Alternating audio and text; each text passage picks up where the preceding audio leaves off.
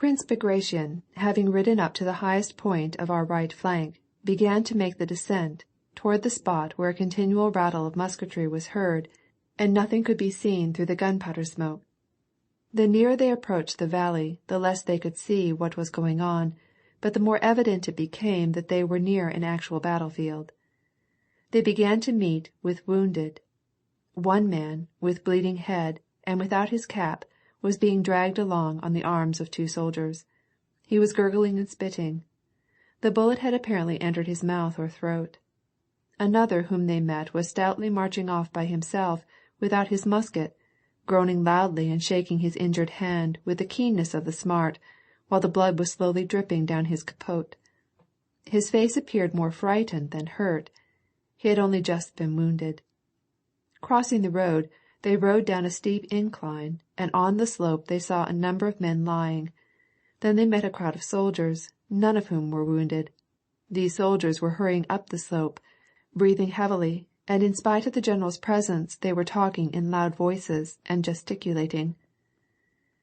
Farther forward in the smoke could now be seen the ranks of grey capotes, and an officer, recognizing Bagration, dashed after the retreating throng of men, shouting to them to return.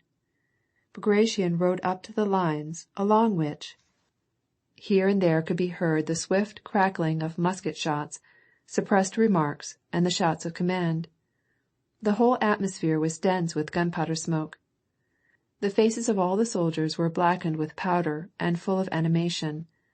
Some were ramming the charge home, others putting powder in the pan or taking wads from their pouches. Still others were firing. But it was impossible to make out what they were aiming at through the dense cloud of smoke which hung in the motionless air.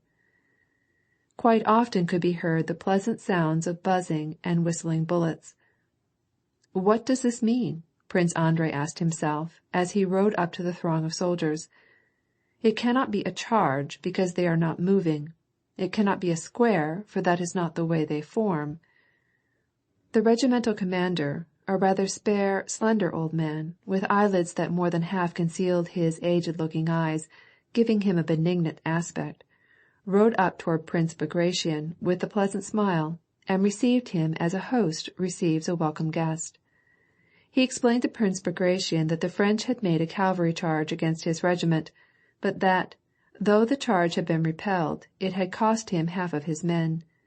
The regimental commander declared that the charge had been repulsed, meaning to express by this military term what had happened to his forces, but in reality he himself did not know what had taken place during the preceding half-hour, in the army entrusted to his command, and was unable to say with absolute certainty whether the charge had been repulsed, or whether his regiment had been worsted in the attack.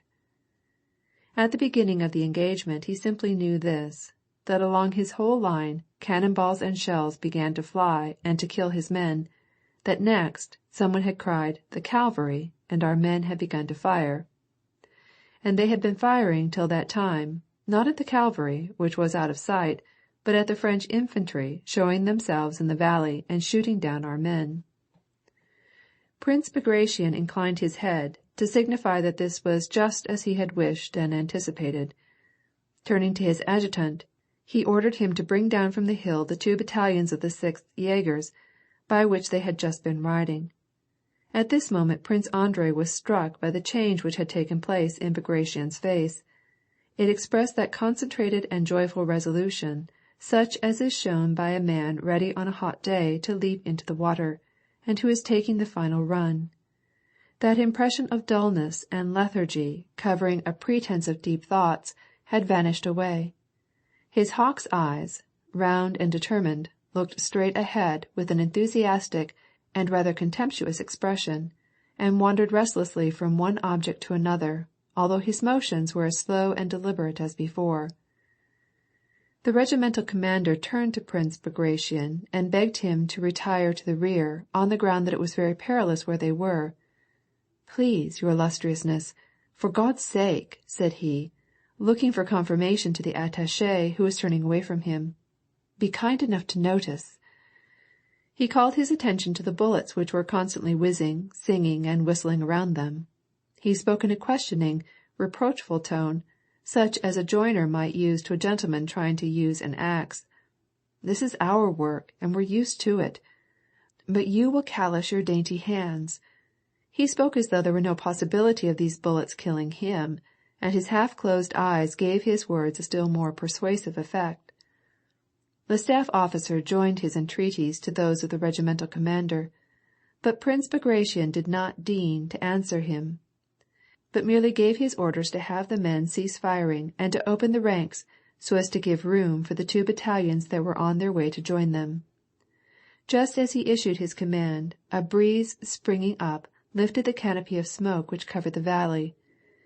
It was as though an invisible hand stretched across the sky from right to left, and the opposite height, with the French marching down, was brought into full view. All eyes were involuntarily fixed upon this column of the enemy, moving toward us, and winding like a serpent down the escarpment of the hill. Already the soldiers' bearskin shakos could be seen. Already the officers could be distinguished from the ranks, and their banner as it clung around the staff. "They march superbly," said someone in Bagration's suite. The head of the column was now just entering the valley. The collision would necessarily take place on this side of the ravine. The remains of the regiment that had been in the action before hastily reformed and went toward the right. Behind them, driving in the stragglers, came the 2 battalions of the 6th Jaegers in good order. They had not yet reached the position where Bagration was, but their heavy, measured step could be heard as the whole body kept perfect time. On the left wing, nearest of all to Bagration, marched the company commander, a round-faced, stately man with a stupid, happy expression of face. He was the very man who had been in Titian's hut. It was evident that his only thought at this moment was that he was marching bravely past his superiors. With the self-satisfaction of one attracting notice, he marched by lightly on his muscular legs. He almost seemed to fly, without the slightest effort keeping his back straight and distinguishing himself by his grace from the heavy march of the men who pressed on after him. He carried down by his side a slender, delicate sword, unsheathed, a sort of curving scimitar, not like a weapon, and looking now at the commander, now back at his men, not once losing step, he gallantly hastened on with all the energy of his gigantic frame. It seemed as though all the strength of his mind were directed toward going past his commander in the best possible form. Being conscious that he was doing this, he was happy. Left, left, left. It seemed as if he said this inwardly at every step, and taking the same time the wall of soldiers marched by with heavy knapsacks and equipment, as though each one of these hundreds of different soldiers with their grave faces said to themselves in thought, "Left, left, left."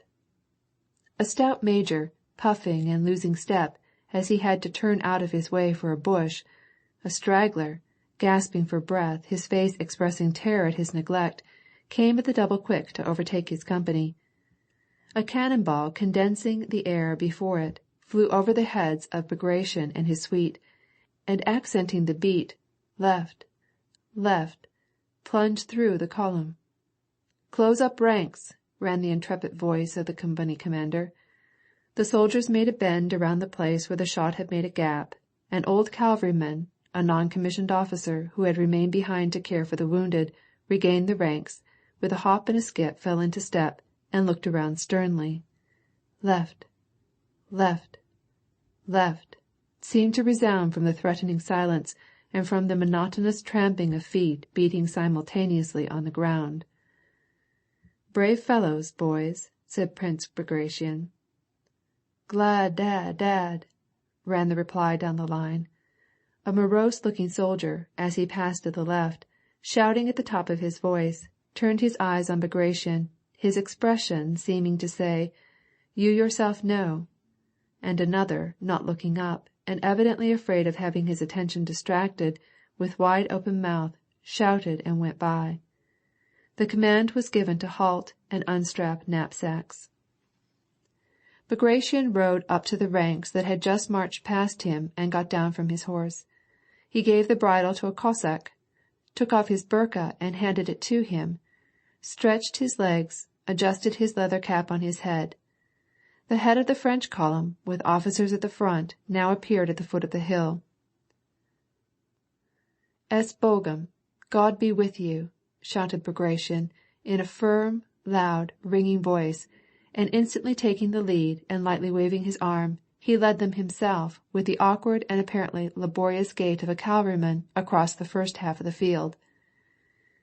Prince Andrei felt as though some irresistible impulse dragged him forward, and he experienced a great sense of happiness. Already the French were near at hand. Already Prince Andrei, rushing on side by side with Bagration, saw the belts, the red epaulets, even the faces of the French. He clearly distinguished one elderly French officer, who, with feet turned out and wearing gaiters, was struggling up the hill. Prince Bagration gave no new orders, and marched on in silence at the head of his forces. Suddenly from among the French rang out one discharge, then a second, a third, and along the whole extent of the enemy's lines spread smoke and the rattle of musketry. A few of our men fell. In the number, that round-faced officer who had marched so gallantly and in such good form. But at the very instant that first discharge had taken place, Bagration turned round and shouted, "Hurrah!" "Hurrah, rah, rah!" rang in a protracted yell down our line, and outstripping Bagration and each other, in a broken but joyous and animated line, our men dashed down the slope after the enemy who had given way. End of chapter 18.